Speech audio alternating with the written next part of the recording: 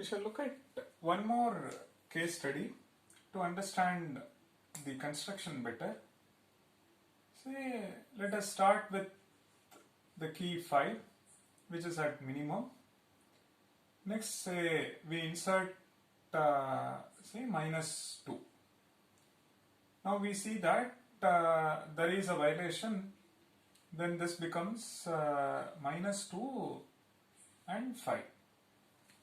Please note, as we insert, we should respect E property and subsequently check whether the min is at min level and max is at max level with respect to that subtree. So with respect to this subtree, I should find max. With respect to this subtree, I should find minimum. Next, let us insert say -10. We see that there is a violation, then it becomes -10, 5, this side it's -2. Now we see that this is max for this subtree, max for this subtree, minimum for the entire subtree. So next we insert say -50. We see that with respect to parent is at max level, there is no violation. If there is no violation with respect to its parent, I have to check with respect to its grandparent. You see that there is a violation and we set right that. So we get -50, 5, -2, then it is -10.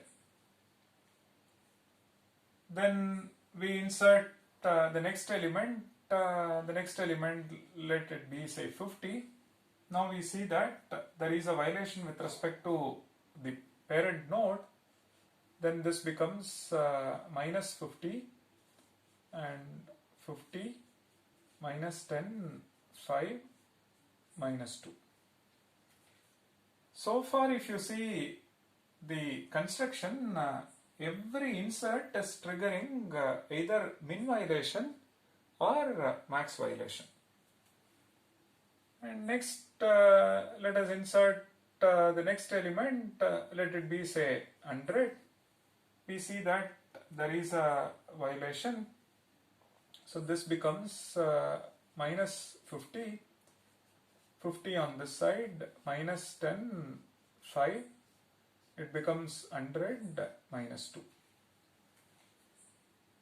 So in this case, when we insert, the element is at minimum, but the value we insert at minimum level is larger than its parent. So there is a violation of max. You set right. There won't be any violation of minimum, so it is only violation of maximum. So we do this. Next, let us insert say 5. Now no violation, no min violation, no max violation, and we are done with our procedure. At this place you see that the max is at this level and min is at the root. Now that is essentially the idea of this data structure. So we want to insert the elements on the fly in such a way that we get to maintain both min and max close to the root. But we have to maintain the E property, right? So the only way this can be done is order the elements in such a way that both min and max are close to the root. That's precisely what we have done. Next, we will look at the other set of keys. So now it is -50 and 50 on this side, 100 on this side, and -10, 5, -2, and 5.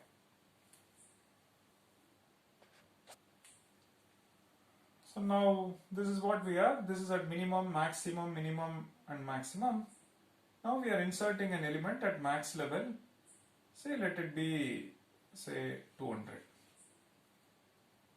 Now we are at max, and no violation with respect to minimum, but violation can happen with respect to maximum. So now there is a violation with respect to maximum, which means there will not be any violation of minimum along this. So minus 50, then 200, minus 10, 5, and we get 50. On this side it's 100, minus 2 and 5. So next, if we insert say 500, again there is a violation with respect to max. We set right the max property. So minus 50, it becomes 500.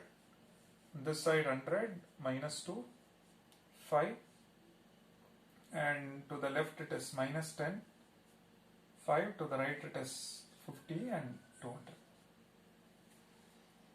Now if you see this, the max is at level 1, one of these nodes is max, and root contains minimum, and it could be this or it could be this. So that's precisely what we have done. Correct? Okay. Now, what is the larger message? So you have something like this. Now we insert an element. Let's assume this is at minimum level, which means the root, its parent is at max level. What you insert may be larger than this. Then there is a swap. Subsequently, that may trigger a swap with its grandparent and so on. This is just one part of the tree. There are other things on the top, right? So subsequently it triggers a swap with its grandparent, then subsequently with its great grandparent and so on, and it can go all the way up to the root of the max subtree. Or what we insert is at minimum and it is smaller than what you see over here. Then there is a violation with respect to minimum. Then subsequently this may trigger change with respect to its grandparent and it can go all the way up to the root. So that is essentially what we are saying. If there is a violation with respect to minimum, the max nodes are untouched, no swap and so on, but the minimum nodes along the path until the root, one has to check to set right the property. Similarly, if there is a max violation, minimum nodes along the root, there is no issue, but the max one has to check and set right the property. So we can have approximately h by 2, at most h by 2 violations, and the cost to set right that is order log n base 2, because it is theta of log n base 2. And top down approach, so therefore build min-max ETH top down design is order n log n. Now our ultimate question was this: find min, it is close to the root, so it is constant. Find max, this is also close to the root, one of the nodes at this level, and we don't know whether it is this or this, but it is one of these nodes. It is just two nodes, one comparison, so that is also constant. So here is a data structure which maintains the keys in such way that the operation to be supported is these two. So application specific data structure. So according to these two applications, we have organized the data in such way that these two operations can be done in constant time. Now the related question is, how do we perform extract minimum, extract maximum efficiently? So can we perform extract minimum and extract maximum efficiently? And it is not just removal.